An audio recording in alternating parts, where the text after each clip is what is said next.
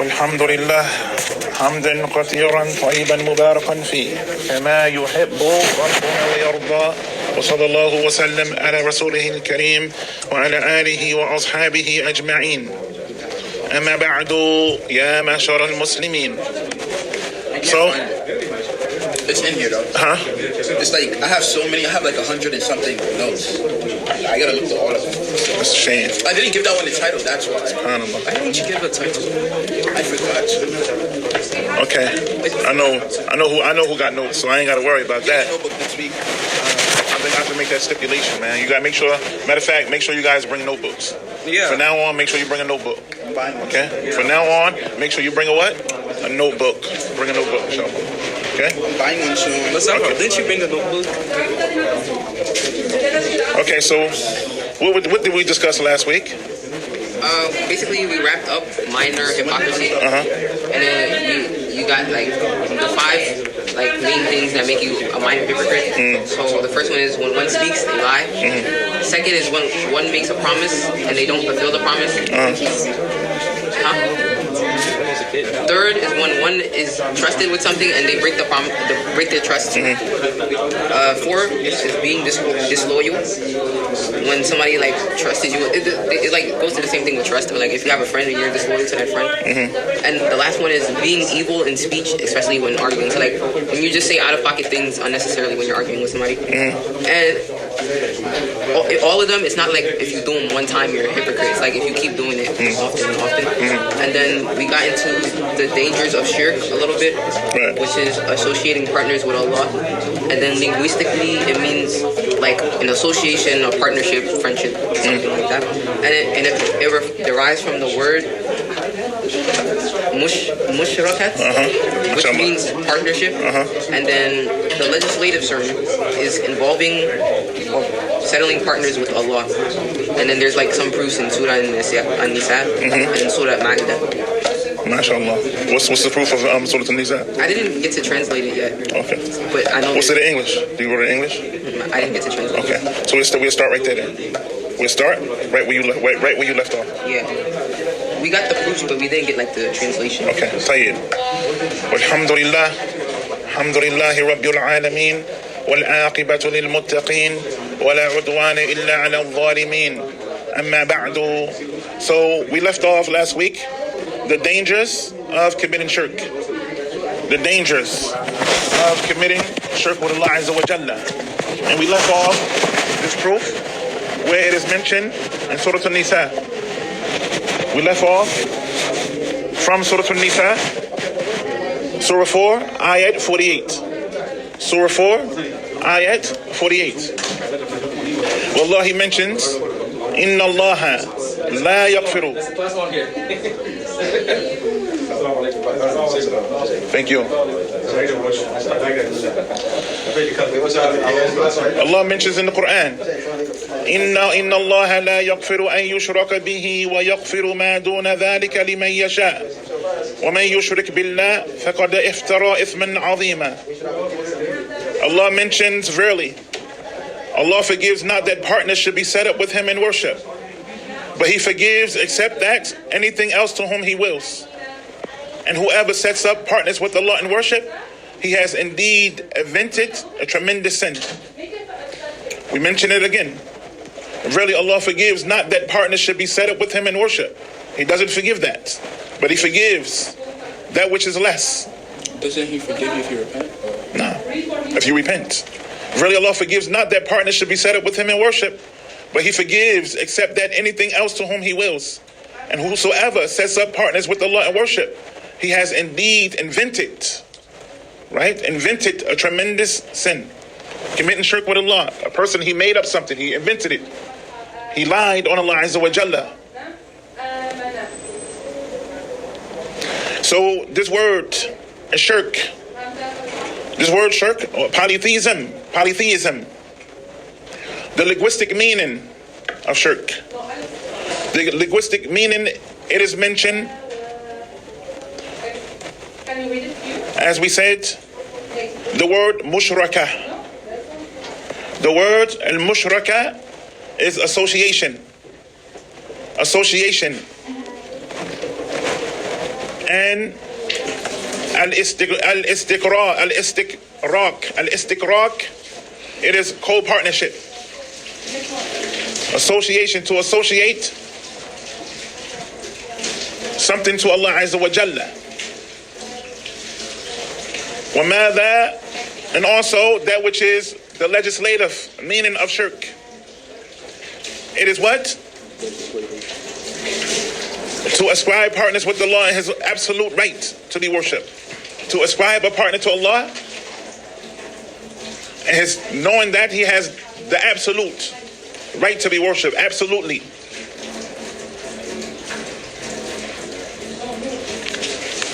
To ascribe partners with Allah and His absolute right to be worshipped, or to make partners with Allah and His lordship.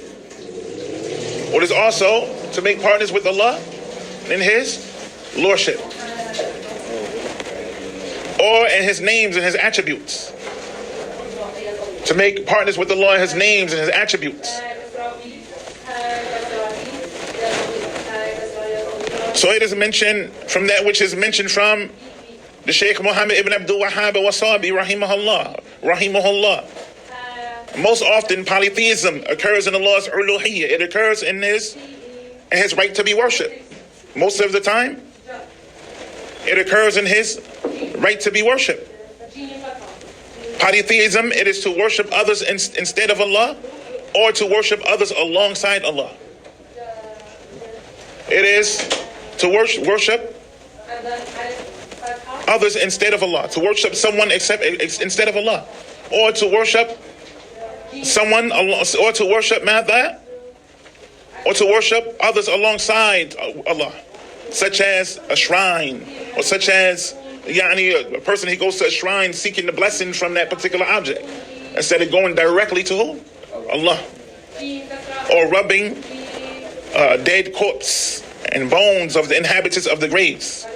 You find from these people who does these particular things. So this is a clear evidence indicating that Allah does not forgive that shirk or disbelief until the person what? Repents. He doesn't forgive this shirk or this polytheism until he repents from polytheism, and he singles Allah out with all aspects of monotheism. Allah mentions in another ayat in Surah An-Nisa, Surah 4, ayat 116. Allah mentions, إِنَّ اللَّهَ لَا يَغْفِرُ أَن يُشْرَكَ بِهِ وَيَغْفِرُ مَا دُونَ ذَلِكَ لِمَن يَشَاءُ وَمَن يُشْرِكْ بِاللَّهِ فَقَدْ ضَلَّ ضَلَالًا بَعِيدًا. Allah, He says, really Allah forgives not that partnership be set up with Him in worship, but He forgives except that anything else to whom He wills, and whoever sets up partners in worship with Allah has indeed strayed far away. Whoever sets up a partner with Allah, then indeed this person has strayed. He has went far away from the guidance, from the truth. And this is in Surah Al-4, Surah Al-Nisa, ayat 116. Again, verily Allah forgives not that partnership be set up with Him in worship, but He forgives except anything else to whom He wills. And whoever sets up partners in worship with Allah has indeed strayed far away. وَكَذَلِكَ يَا أَيُّهَا النَّاسِ, Allah mentions in another ayat in Surah Al-Ma'idah. He mentions another ayat in Surah Al-Ma'idah, surely they have disbelief. لَقَدْ كَفَرُوا الَّذِينَ قَالُوا إِنَّ اللَّهَ هُوَ مَسِيحُ ابْنُ مَرْيَمَ. Surely they have disbelief who say Allah is the Messiah. Allah is the son of the Messiah, or son of Maryam. But the Messiah said, "O children of Israel, worship Allah, my Lord and your Lord. Really, whosoever sets up partners in worship with Allah, then Allah has forbidden paradise for him, and the fire will be his abode. And for the polytheists, for the disbelievers, there are no helpers. For the disbelievers, there are no helpers." So this is the evidence. This is the proof that the polytheism, that disbelief is misguidance. This is the proof that what? That polytheism is misguidance. And they are the ones who are remotely removed from the truth. They are the ones who are what? Remotely removed from the truth, from the guidance, from the right guidance. It also indicates that associating partners with Allah, it It makes the person far away from paradise. The person, he associates partners with Allah. This person is far away from the truth. He is far away from guidance. And this person from what? Paradise. And it causes him to remain in the fire for eternity. If the person dies upon this. If the person dies upon disbelief. You die upon shirk, kufr, disbelief. You die upon that. Right?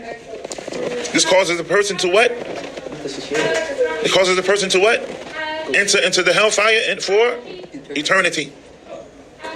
So, and also this verse, it indicates that the Christians also, along with all of the other polytheists disbelief, it also indicates that what? The paradise is unlawful for them. Right? It also indicates that Jannah, paradise, become unlawful for the person. It is haram for the person. You can't enter into paradise except that it must be pure. You must be free from these particular things. You must be free from shirk, kufr, bid'ah. All of these things you must be free from in order to enter into paradise. Rather, the hellfire is their eternal abode if they die without repenting. If they die without leaving it off. Repenting from that, repenting from shirk, repenting from kufr, disbelief, associating partners with Allah, and coming back to the true religion of Islam. And also, وَكَذَلِكَ يَا أَيُّهَا النَّاسِ, and this verse is an indication that disbelief, that polytheism, is perpetrated into misguidance. It throws the person who is the perpetrator of this into misguidance.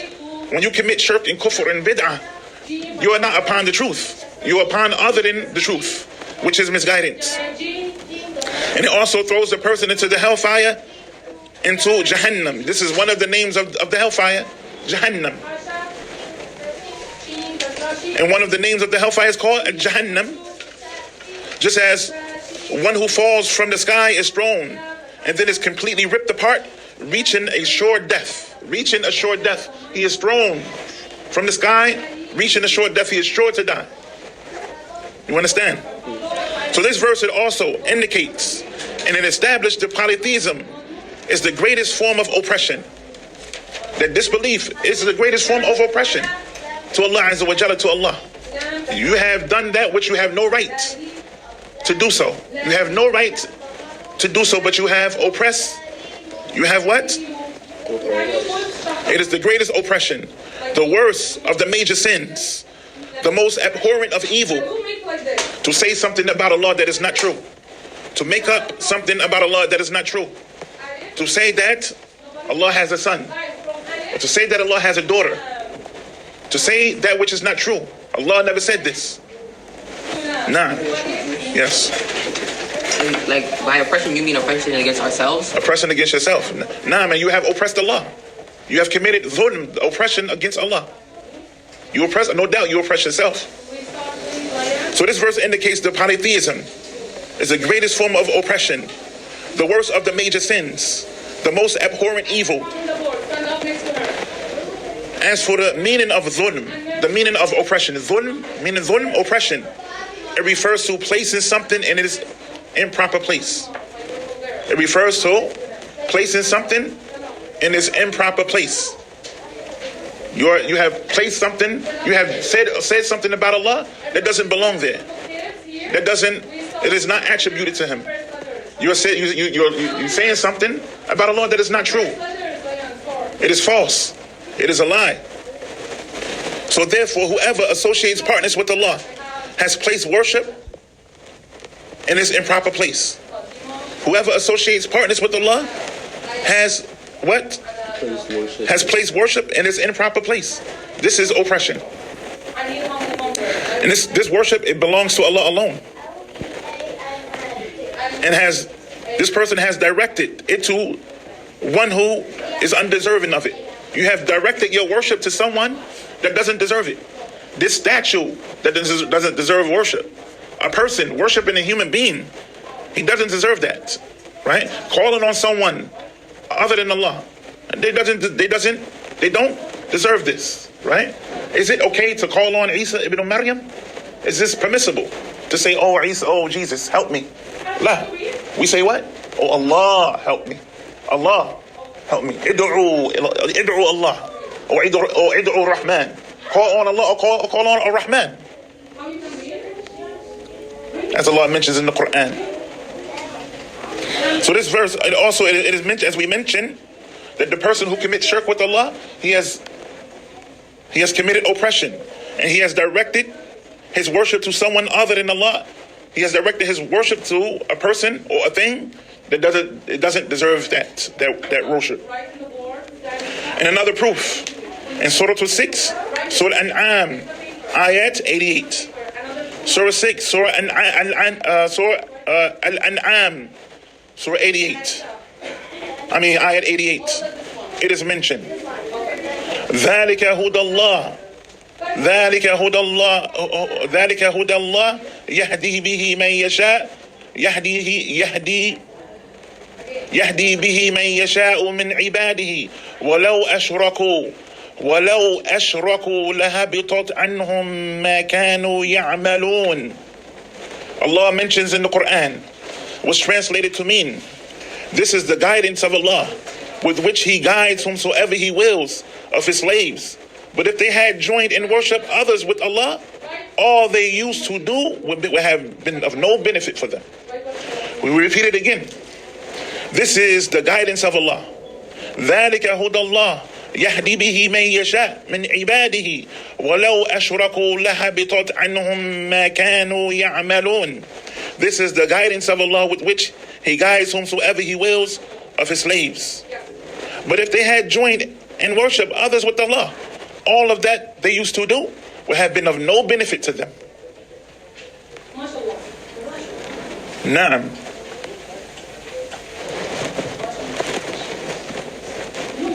And that is Surah Al-An'am, Ayat 88. Surah 6, Ayat 88. Then Allah, He mentions in another verse, in another ayat, وَلَقَدْ أُوحِيَ إِلَيْكَ وَإِلَى الَّذِينَ مِنْ قَبْلِكَ لَئِنْ أَشْرَكْتَ لَيَحْبَطَنَّ عَمَلُكَ وَلَتَكُنَّنَّ مِنَ الْخَاسِرِينَ بَلِ اللَّهَ فَاعْبُدْ وَكُنَّ مِنَ الشَّاكِرِينَ بَلِ اللَّهَ فَاعْبُدْ وَكُنَّ مِنَ الشَّاكِرِينَ. And indeed, Allah mentions in Surah Al-Zumar 65 and 66. He mentions, Indeed, it has been revealed to you, O Muhammad sallallahu alaihi wasallam, as it was to those messengers before you. If you join others in worship with Allah, then surely all your deeds will be in vain, and you will certainly be among the losers. Nay, but worship Allah alone and no one else, and be among the grateful. We're going to mention it again. And indeed, it has been revealed to you, as it was to those messengers before you.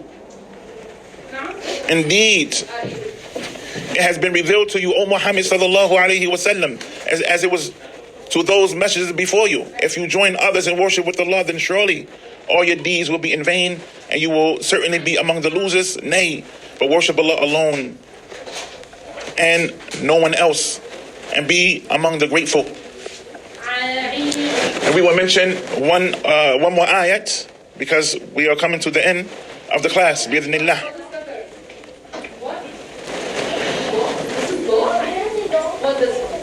Well, Allah, He mentions in Surah Al-Qasas, He says,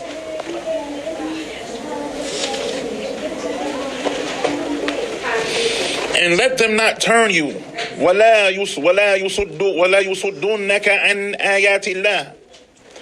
And let them not turn you, O Muhammad sallallahu alaihi wasallam, away from preaching the ayat, from preaching the revelation and the verses of Allah after they have been sent down to you. And invite men to believe in your Lord and be not of the polytheists. And this is in Surah Al-Qisas, Ayat 87. And this is what we'll start with right here, inshallah. We'll stop right here, bi'idhnillah. Jazakumullah khair. What is that word that means placing worship in its improper place? Dhulm. Dhulm. How you spell it? Tuhulm.